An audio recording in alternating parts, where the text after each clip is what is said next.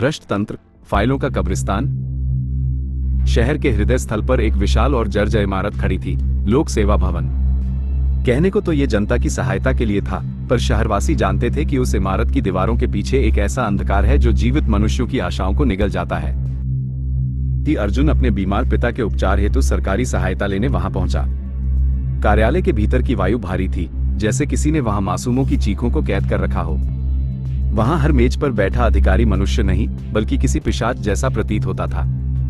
जब अर्जुन बड़े बाबू की कुर्सी के निकट गया, तो उसने देखा कि उस कुर्सी के पावे भूमि पर नहीं, बल्कि निर्धन लोगों की गर्दन पर टिके थे।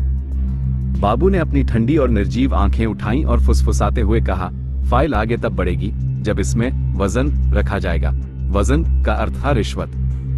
अर्जुन ने देखा कि बाबू की दराज में मुद्राएं नहीं, बल्कि लोगों की तड़पती हुई आत्माएं बंद थी।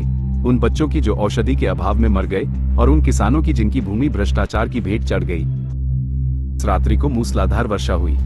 शहर की सड़कें, जो प्रतिवर्ष नए बजट से बनती थी, मृत्यु का जाल बन गई।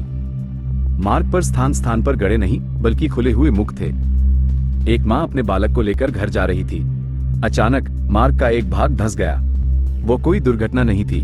नेताओं और ठेकेदारों ने सड़क की नींव में सीमेंट के स्थान पर झूठे वादे भरे थे। वो मार्ग उस बालक को निगल गया।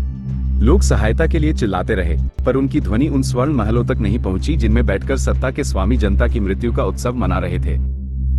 अर्जुन क्रोध और पीड़ा में विकास मंत्री के कक्ष में जा पहुंचा। वहां उसने देखा कि मंत्री के चेहरे पर आंखें ही नहीं थी। उसने चीख कर पूछा, क्या आपको दिखाई नहीं देता कि जनता मर रही है? मंत्री अट्टहास करने लगा। उसके मुख से शब्दों के स्थान पर फटे हुए नोट झड़ रहे थे। उसने कहा, हमें वही दिखाई देता है जो सरकारी कागज कहते हैं, और कागजों में पूरा देश स्वर्ग बना हुआ है। अर्जुन ने पीछे मुड़कर देखा तो दीवारों पर टंगे मानचित्रों से रक्त टपक रहा था। वास्तविक भय कहानी का सबसे भयानक मोड़ तब आया जब अर्जुन ने बाहर खड़ी भीड़ को देखा। वे सब जीवित लाशों के समान पंक्ति में खड़े थे। कोई रिश्वत दे रहा था, कोई हाथ जोड़ रहा था। किसी के मुख पर विद्रोह का भाव नहीं था, केवल भय और विवशता थी।